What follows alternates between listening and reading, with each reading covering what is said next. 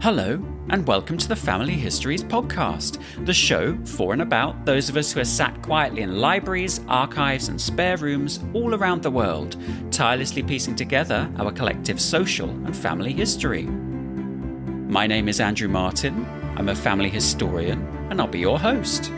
In this episode, the aunt will be hearing about a much-loved relative who helped to save her family from the Holocaust, and will be looking for information on a child refugee transported from Nazi Germany to Yorkshire, England. So, put down that microfiche, grab a cuppa, and let's meet our guest.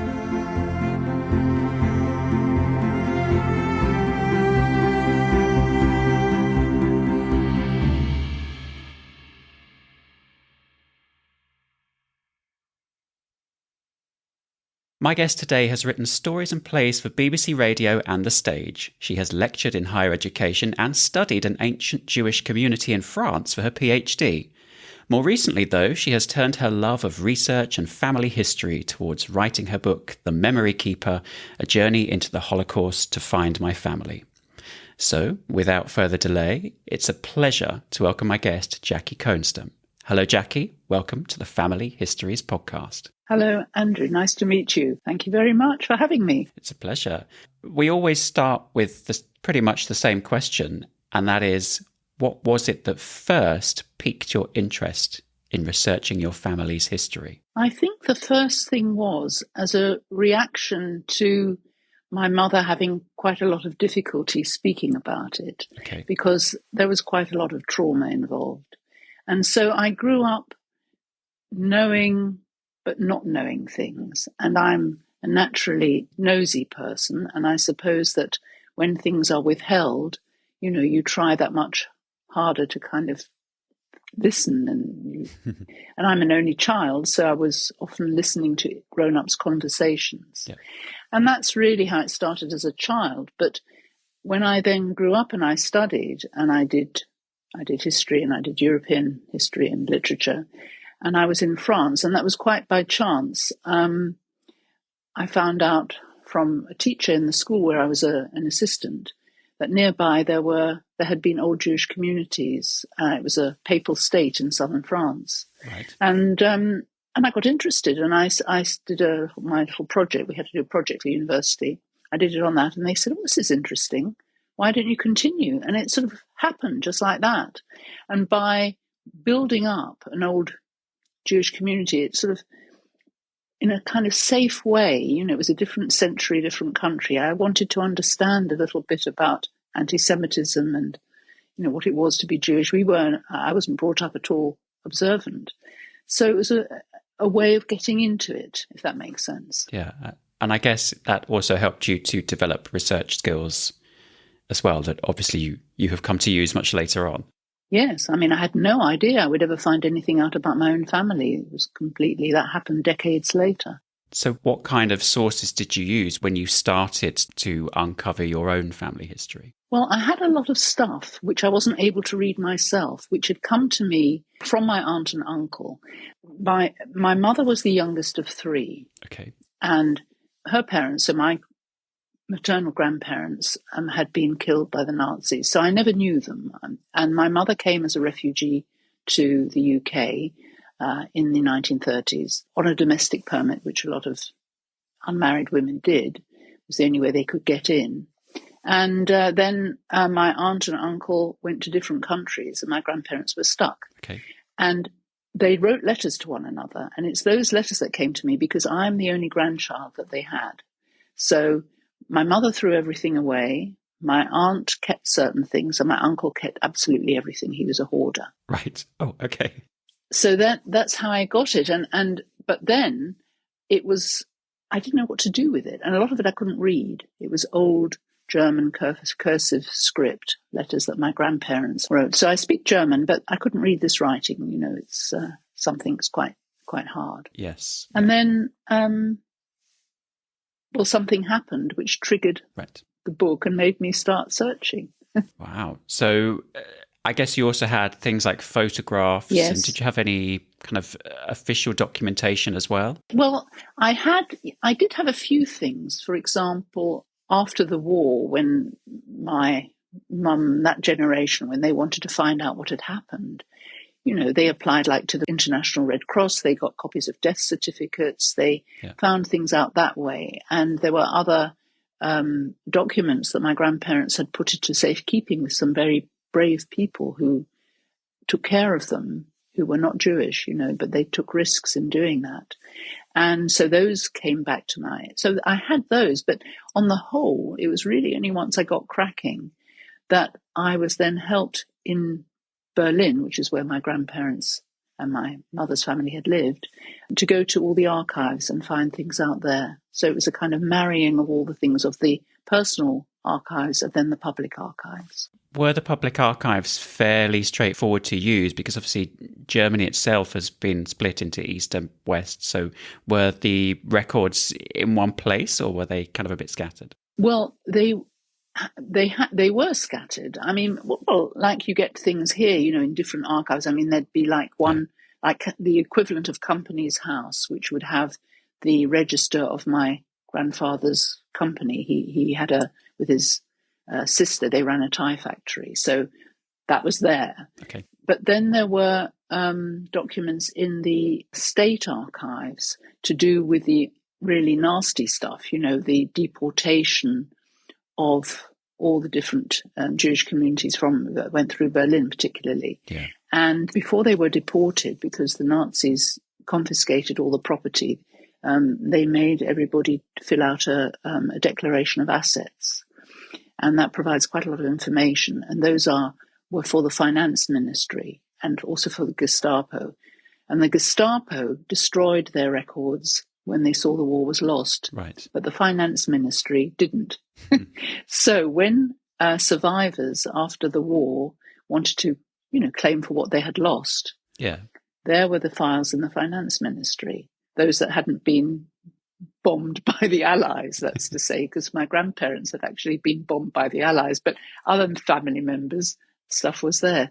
And I got a lot of help. And that's part of the journey of my book, actually, where a lot of the German people, ordinary people and also people in the archives, were incredibly helpful to me, which I found quite surprising, as I'd been used to doing research in archives where people were less than helpful. So always, no, we haven't got time now, we're going to close in 5 minutes. Whereas here, it was, doors were open. And that was a surprise. And I thought that needs recording as well, because I thought that's part of this journey I'm on. Yeah, that's good. So you've published your book, The Memory Keeper. At what point did you decide that you wanted to write this?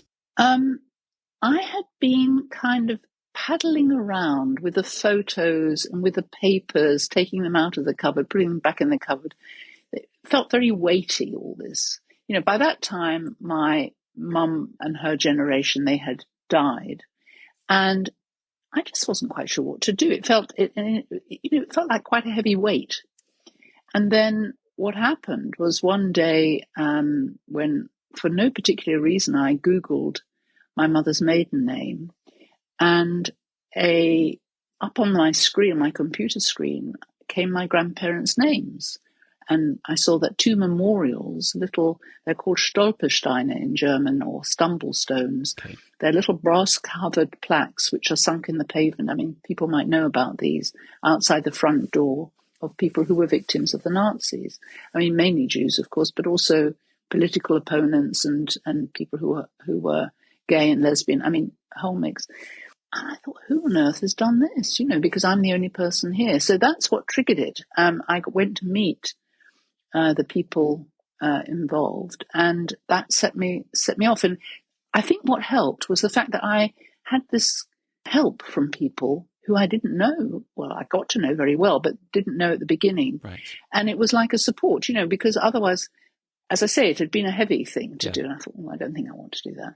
Whereas now I was enabled, and it actually got very exciting. And of course, I had my own research, my own archives, and then I was introduced to all the other ones. And you asked me before about things being split up, because of Germany.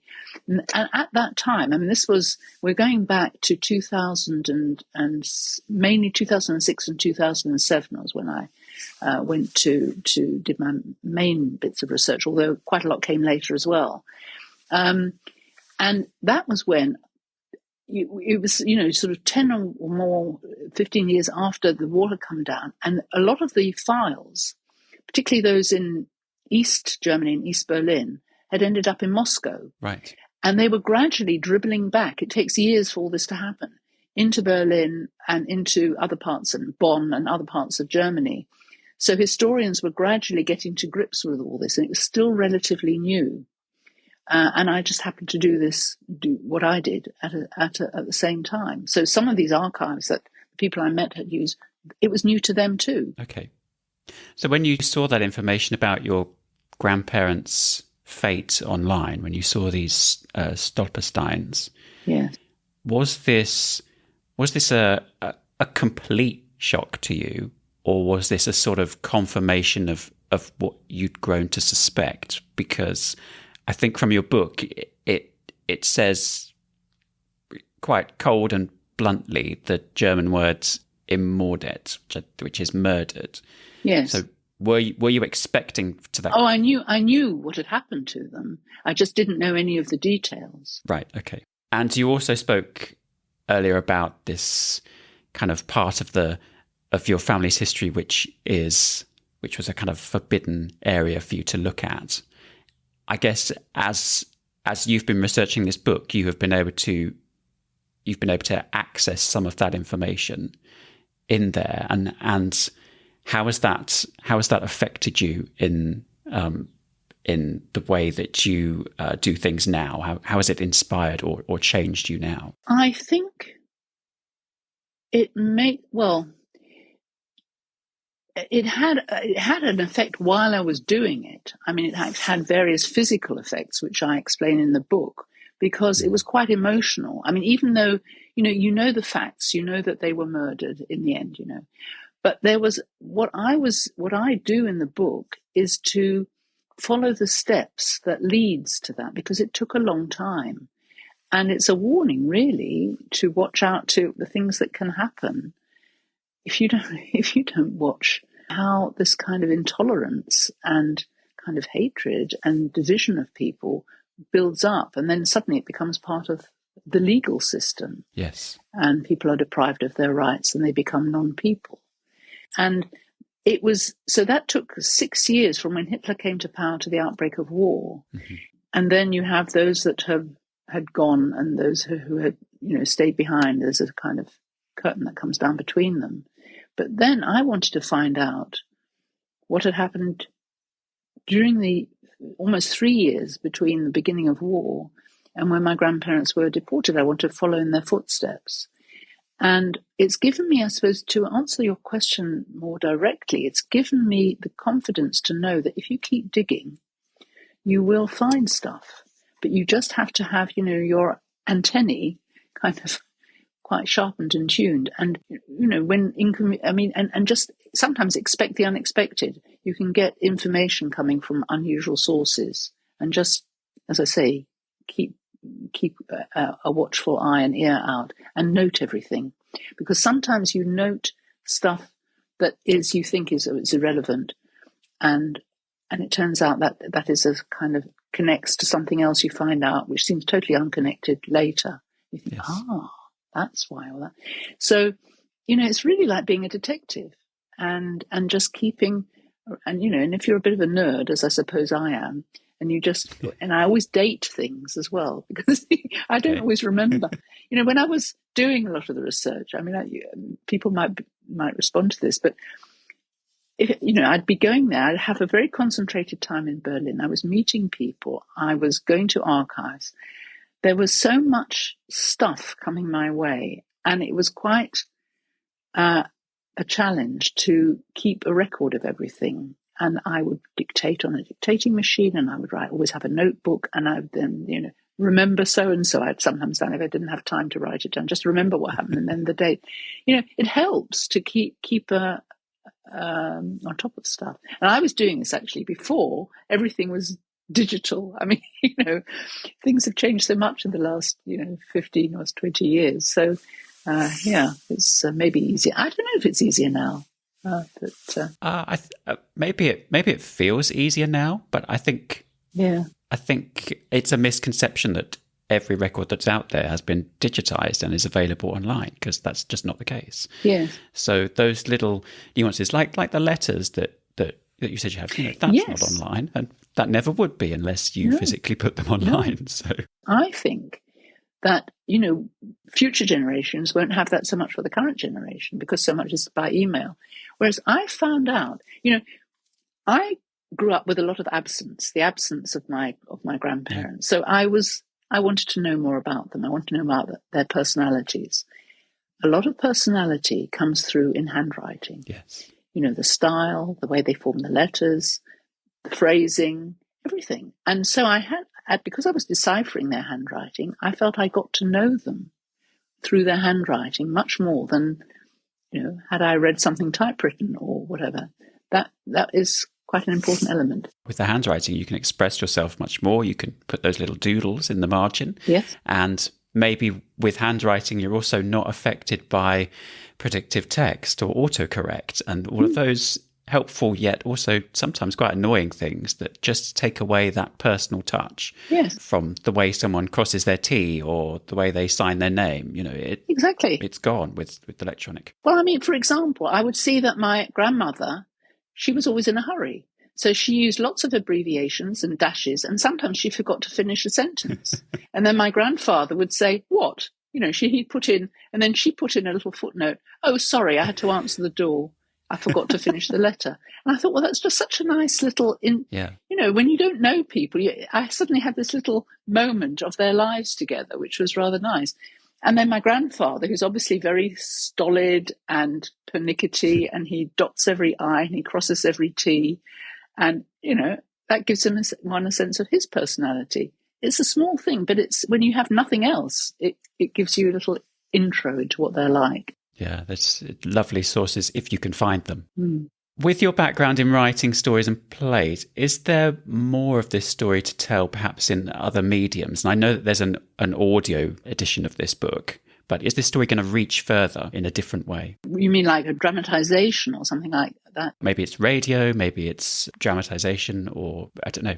I think it could lend itself to that. I haven't quite, gone into that at this point, as it's all still quite recent. It has one thing that I tell you I am very pleased about, because it has been translated into German. Ah, okay. Yeah, and of course there's a very different reception in Germany. I was there, it was just recent. And it has been made Book of the Month by young persons and young adults sort of Academy of German Literature. Okay. And for that I'm very pleased, because I think that as the time goes on, what was ancient history and, well, more recent history for me, but for later generations is obviously becomes more ancient history. And I think it is important that to keep that kind of going, that people learn about this. Absolutely. I can't really give you a definitive thing about it. It'd be nice for it to have another life in another medium. Absolutely. And, radio is something that I love. I've always loved radio drama. I think there's an old thing, the pictures are better on radio. You make your own pictures. That is true. So what advice would you give me and any listeners to this episode with regards to writing that family history book? Because most of us say that we have we're going to write that family history book, and we've got at least one of them in us. But like me, I've not lifted a pen. Well, don't worry about the pen yet. A thing I would say to you is get a recording device, go and plague your older relatives and get them to talk to you and record them. And even if you never transcribe it, or not for the time being, you've got it there, because believe me, those are the things that you think, if only I'd talked to so-and-so about such and such. I've got stuff that I wish I'd done, which I hadn't done. But I did get to speak to an elderly cousin who I knew about. I'd never met her until I was doing the book. Okay. Lived in Texas. She was already in her late 80s. And I did record her. And that was wonderful, because she had wonderful memories of growing up in Berlin and of my grandparents and of her grandmother, who was my great aunt, and so on. And I have that, and sadly she's no longer with us. But, that was really worth doing, and gives you lots of details.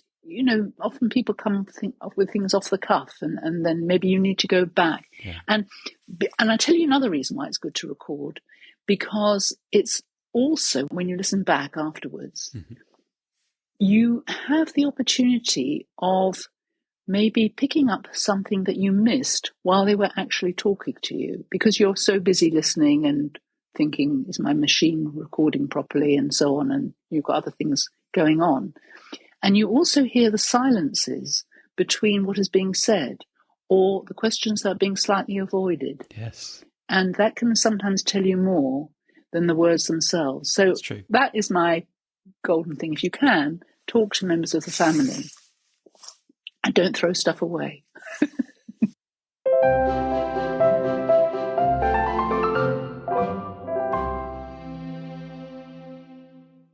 Our genealogy research can lead us back through the happiest times, the darkest of times, and through vast, complicated webs of secrets.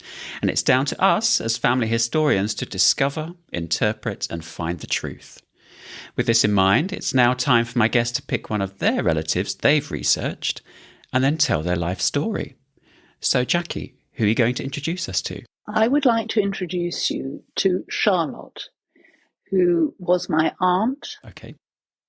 My mother's older sister, and she came between my uncle, who was the eldest, and my mother. Okay. And she was a really feisty person and had a difficult relationship with her parents, who were my grandparents.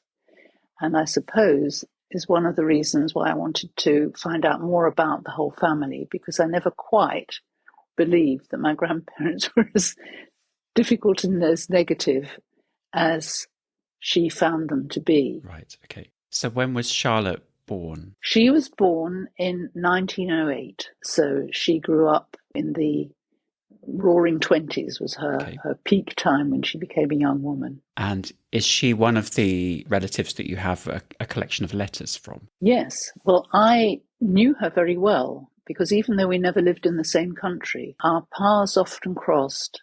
And she was a fantastic writer. I mean, I once said to her, if I have any writing talent, I think it comes from you. But I said, the only thing is, you could never quite work out which language to write in, because she, German was her mother tongue. Then she moved to Paris when Hitler came to power, and then went to the States. So she did French, German, and English. Right. But she was very observant, and she wrote a lot to me. So, right from when I was little, right up to, she was the last one of that lot to die. So she was in her late 80s, and I have her letters. And do you think that kind of makes her seem like the exciting, rebellious aunt that may have appealed to you? Yes. I mean, particularly when I was little, because she had this very adventurous, she was a real survivor. She had the most dangerous war. Anyway, she ended up in New York just by the skin of her teeth with her then husband. Right. And that marriage fell apart after the war. And so then she came back to Paris, and that was when I met her. When I was a baby. Okay. And up to the age of about 4, she lived in Paris, and she used to just explode through our front door, with, hat box and perfume and her red nail varnish and pockets full of... Glamorous. She was incredibly glamorous. Pockets full of garlic. And, my father was absolutely, his quiet home was suddenly taken over by this, and we all tripped over her hat boxes, and she made all this wonderful food with garlic. I mean, it was like the devil for my father. And I know, and herbs and I followed her everywhere, and she gave me wonderful presents. And, that she was a very exotic auntie. I'd go into bed in the morning with her, and she had these fantastic dangling earrings. I'd say, of course, she put them in as soon as she heard me coming along with, to her room. And do you sleep in them, Auntie Charlotte? Of course. So, yeah, she was very exotic. And that didn't change. Didn't change. That's No. good. When she went to New York, was she working out there? No. Well, she went. She was working in Paris. She was working in a travel agency, which is why she could keep coming to London, because I suppose she got free tickets. Ah, I see. Okay. Then she met her husband number 3, who's the uncle I really knew, and he had also come originally from Berlin, but he was very young when he left Berlin, and he was actually in the American Army during the war. Okay. And they married and lived in New York. So then I didn't see her so much, but, we were always in contact. But she did work. They both did. She was very artistic. I mean, she'd run her own business from Berlin as a very young woman, making jewellery and selling jewellery. And then she worked for interior decorators in New York. She had a very good eye. She could sew things. She was, quite gifted in that way. Sounds like she was very creative. I mean, there must have been an element of her just being creative in order to get those jobs, but maybe that work enabled her to kind of build upon that and just keep kind of challenging herself to be even more creative. Yes. I mean, I think that she didn't really work off her own bat, except when she was very young. Then it was her own business. And I think it's a great shame that she didn't continue with that. But then she really made her life, looking after her husbands. I mean, I suppose it was more the time as well. Yeah. Although she did always work, because I think she needed to. But I mean, they had quite a good circle of friends, and they travelled, and they both loved the wilderness and nature. So that was something that occupied them a lot. They had a little cabin in Connecticut, which was like a weekend retreat, which was lovely, and they invited friends there and so on. And they spent a lot of time there in retirement. And my uncle sort of built a forest, I mean, he just sort of planted it and it grew. As you do, yeah. As you do. Do you think that do you know that she got on well with her siblings, with your mother and your uncle? Well, with my mother was the only member of the family that she really got on with. Okay. She didn't particularly like my uncle. Oh, okay. And she had this great resentment against her parents, which was one of the reasons that I wanted to kind of find out more about them. And that was quite, when I went to see her when she was very ill and last, shortly before she died, she was amazingly brave. But this anger, which I think had kept her going a lot of the time, was still there. I found that quite awful and at the same time magnificent. I mean, she was quite magnificent at the end in many ways, as well as difficult. And I felt privileged because I'd sort of known her really for the whole of my life, even though we were apart a lot of the time. And I felt we had quite an understanding for one another, even though at times it was quite tricky. Yeah, why do you think there was so much anger in there? Well, I think part of it was that she was a rebel. I mean, she'd always been a rebel. She had this extremely strict father who was Victorian. He literally was. And he admired her business acumen. I think she was a chip off the old block with her jewellery business when she was young. I mean, he really admired that. Okay. But she also was completely, I wouldn't say shameless is the word, because I don't think she was, but she had lots of lovers. She had lots of men, and she didn't care. And this was not done. It was not the done thing, particularly not for the circles they moved in and everything. And she resented the way they treated her. Had she been a man, it would have been probably much more acceptable, but it wasn't with a woman. No. So, that things hadn't changed that much. So, I mean, I don't want to go into a tremendous amount of details about this, but there was something that happened, which I do explain, because there was also another marriage in between, but this is too complicated to go into. Right. Where they took the husband's part against her, and she didn't really forgive them for that. Yeah, which is in a way understandable. But also, I have a feeling she didn't behave very well. Oh. So it swings and roundabouts. But I think that was it. I think that was the fact that there was a rift for quite a while, and my mother was the one who helped to kind of mend it. My mother being the baby of the family. If you had to describe Charlotte's in one word, what would you pick? Gosh, that's quite difficult. Unforgettable. Unforgettable. It's totally unforgettable. She was, you met her, and fascinating. She was, that's two words, very feisty. And she was courageous. She was in dangerous situations during the war. They were in hiding. And maybe the best word is a survivor. She was a tremendous survivor. She survived the most difficult things. I've made life very difficult for you. I've given you several words.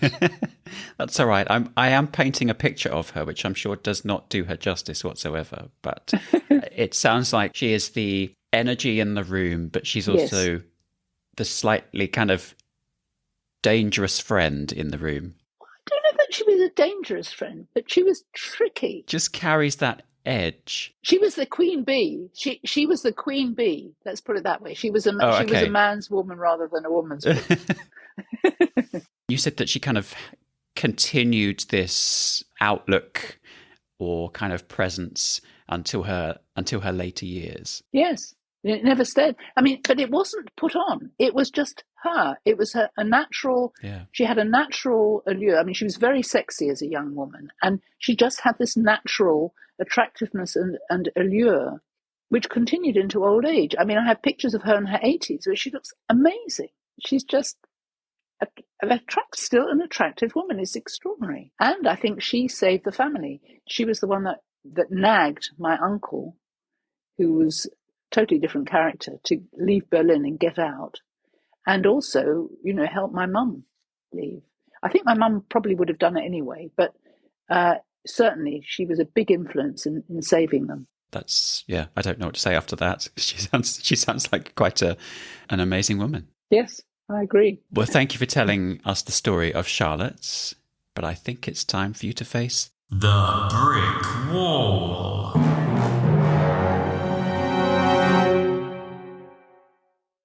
Hitting those dead ends in our research is thoroughly frustrating. Sometimes it feels like there's no hope to break down that brick wall. However, in this part of the show, my guest will be telling us about one of their brick walls in a hope that one of you, dear listeners, might just be able to help break through. Okay, Jackie, how can we help? Well, my mother had one older cousin called Alfred, who I knew about because she was very fond of him. Okay. But she said that he was a lot older than her. He had a wife and 3 daughters and a mother-in-law. And one daughter was sent to England on a Kindertransport in 1939. But the rest of the family were sadly all rounded up and were killed in concentration camps.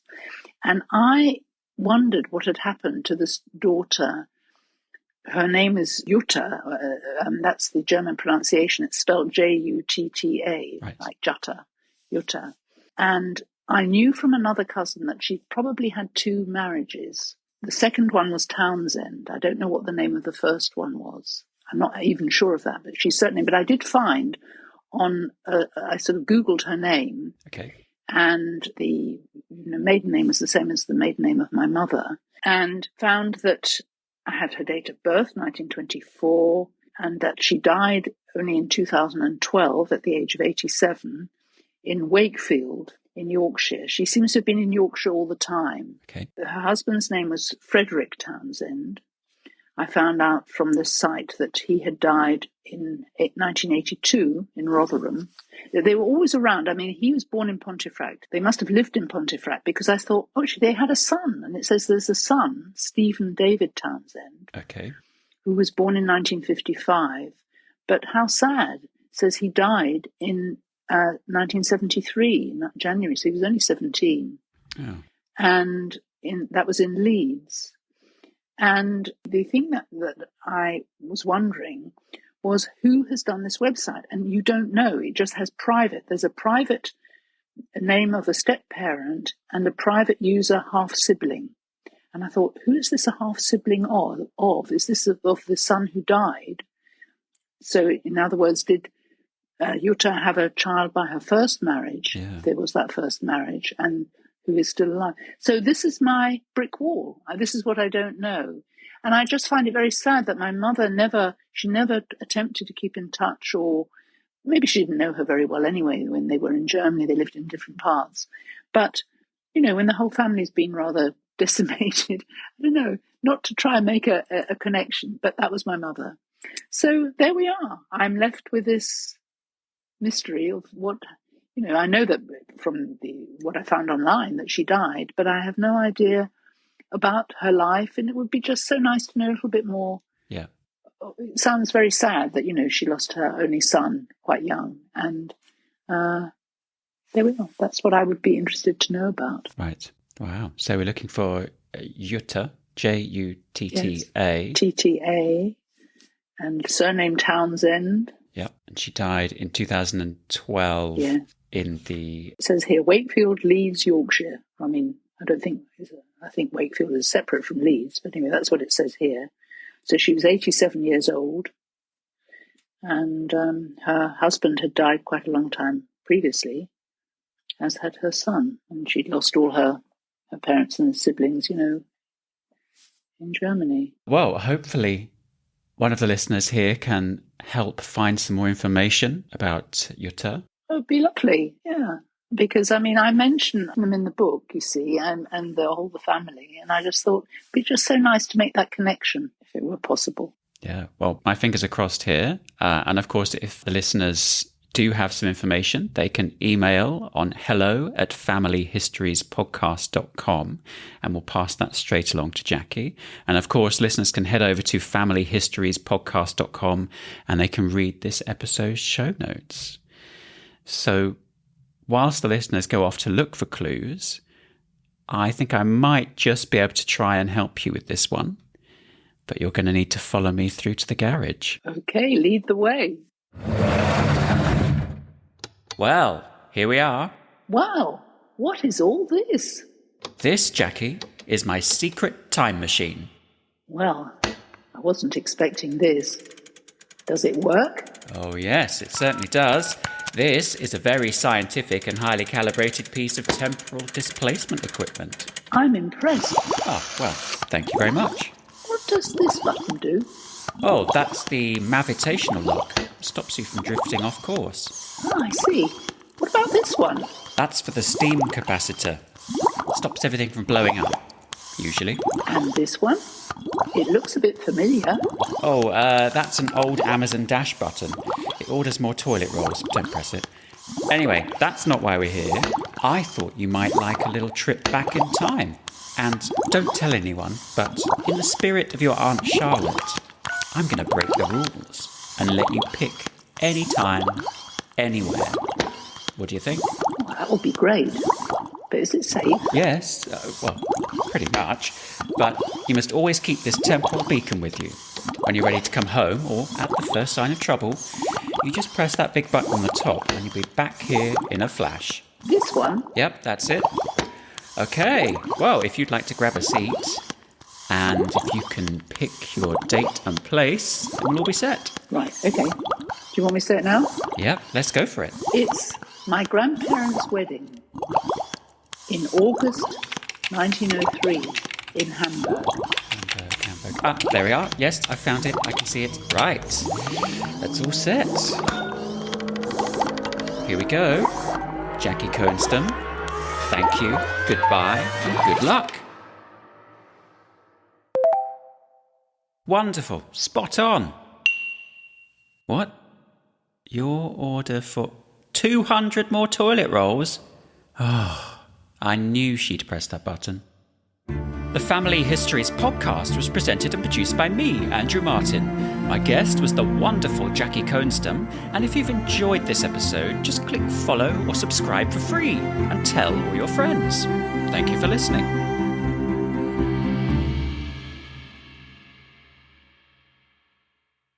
Approximately no family historians were harmed in the making of this podcast.